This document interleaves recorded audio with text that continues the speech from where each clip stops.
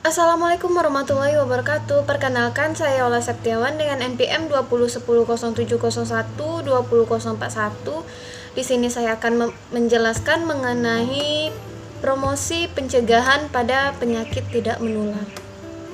1.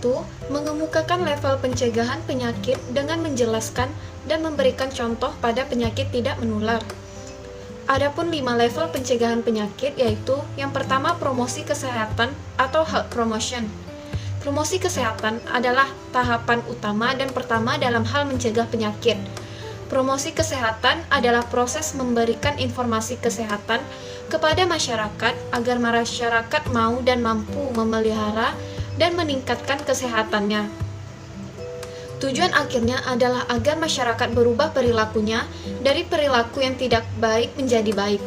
Pada tingkat ini dilakukan tindakan umum untuk menjaga keseimbangan proses bibit penyakit, penjabu, dan lingkungan sehingga dapat menguntungkan manusia dengan cara meningkatkan daya tahan tubuh dan memperbaiki lingkungan. Tindakan ini dilakukan pada seseorang yang sehat.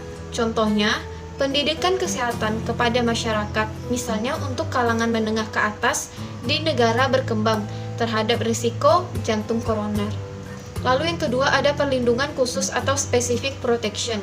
Perlindungan khusus yang dimaksud dalam tahapan ini adalah perlindungan yang diberikan kepada orang-orang atau kelompok yang beresiko terkena suatu penyakit tertentu. Perlindungan tersebut dimaksudkan agar kelompok yang beresiko tersebut dapat bertahan dari serangan penyakit yang mengincarnya. Tindakan ini dilakukan pada seseorang yang sehat, tetapi memiliki risiko terkena penyakit tertentu. Contohnya, memberikan imunisasi pada golongan yang rentan untuk mencegah penyakit dengan adanya kegiatan Pekan Imunisasi Nasional atau PIN. Yang ketiga, diagnosis dini atau pengobatan yang cepat dan tepat, atau early diagnosis and prompt treatment, merupakan tindakan menemukan penyakit sedini mungkin dan melakukan penatalaksanaan segera dengan terapi yang tepat. Diagnosis dini dan pengobatan yang tepat dan cepat merupakan langkah pertama ketika seseorang telah jatuh sakit. Sasarannya adalah orang-orang yang telah jatuh sakit, agar sakit yang dideritanya dapat segera diidentifikasi dan secepatnya pula diberikan pengobatan yang tepat. Semakin cepat pengobatan diberikan kepada penderita, maka semakin besar pula kemungkinan untuk sembuh. Contohnya, melakukan screening, pemeriksaan PAP smear, dan pemeriksaan IFA sadari sebagai cara mendeteksi dini penyakit kanker. Bila dengan deteksi ini ditemui kelainan, maka segera dilakukan pemeriksaan diagnostik untuk memastikan diagnosa seperti pemeriksaan biopsi, USG, dan mamografi. Lalu yang keempat ada pembatasan kecacatan atau disability limitation. Merupakan tindakan penatalaksanaan terapi yang kuat pada pasien dengan penyakit yang telah lanjut untuk mencegah penyakit menjadi lebih berat, menyembuhkan pasien, serta mengurangi kemungkinan terjadinya kecacatan yang akan timbul. Pada tahapan ini dapat disebut juga dengan pengobatan yang sempurna atau perfect treatment, karena kecacatan yang ditakutkan terjadi disebabkan pengobatan kepada penderita tidak sempurna. Contohnya, pengobatan dan perawatan yang sempurna agar penderita sembuh dan terjadi komplikasi, misalnya penggunaan tongkat untuk kaki penderita diabetes yang cacat. Lalu yang kelima ada rehabilitasi atau rehabilitation, merupakan tindakan yang dimaksudkan untuk mengembalikan pasien ke masyarakat agar mereka dapat hidup dan bekerja secara wajar, atau agar tidak menjadi beban bagi orang lain. Apabila suatu penyakit sampai menimbulkan kecacatan kepada penderitanya, maka tahapan rehabilitasi ini bisa dibilang tahapan yang menentukan hidupnya ke depan akan seperti apa ke depannya. Contohnya, mengusahakan perkampungan rehabilitasi sosial sehingga setiap penderita telah cacat mampu mempertahankan diri. 2. Mengemukakan dan menjelaskan serta contoh masalah-masalah yang muncul pada pencegahan penyakit tidak menular. Adapun beberapa masalah dalam pencegahan penyakit tidak menular, yang pertama, kurangnya pemahaman masyarakat mengenai faktor risiko penyakit tidak menular. Pada umumnya, pengetahuan masyarakat tentang jenis penyakit tidak menular cukup baik.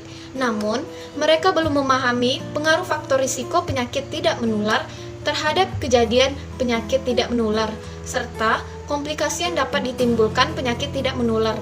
Karena umumnya mereka menganggap bahwa penyakit tidak menular ini merupakan penyakit faktor genetik atau penyakit orang tua. Lalu yang kedua, kurangnya fasilitas pelayanan kesehatan dalam upaya promosi dan pencegahan penyakit tidak menular. Upaya pencegahan penyakit tidak menular harus didukung dari berbagai aspek, termasuk fasilitas pelayanan kesehatan itu sendiri. Kurangnya fasilitas pelayanan kesehatan akan berpengaruh terhadap upaya pencegahan itu sendiri, sehingga tidak berjalan dengan baik. Lalu yang ketiga, ada kurangnya pengalaman, keterampilan, dan pengetahuan serta konsep diri kadar kesehatan setempat. Sebagian besar kadar kesehatan masyarakat tidak sukarela menjadi kadar, hanya berdasarkan penunjukan dari pemerintah, serta kurangnya kepercayaan diri dan pengetahuan diri terhadap kadar memberikan edukasi kepada masyarakat tersebut. Baiklah, untuk soal yang terakhir yaitu mengemukakan dan menjelaskan beserta contoh tantangan-tantangan dalam pencegahan penyakit tidak menular. Adapun beberapa tantangan dalam pencegahan penyakit tidak menular, yang pertama, tingginya mobilitas dan padat aktivitas masyarakat. Masyarakat umumnya menghabiskan waktu dari pagi sampai sore, sehingga ketika melakukan upaya pencegahan oleh pelayan kesehatan masyarakat tidak mau mengikuti karena beralasan lelah setelah mengerjakan pekerjaan atau beraktivitas sehari-hari. Yang kedua, minimnya data kesehatan.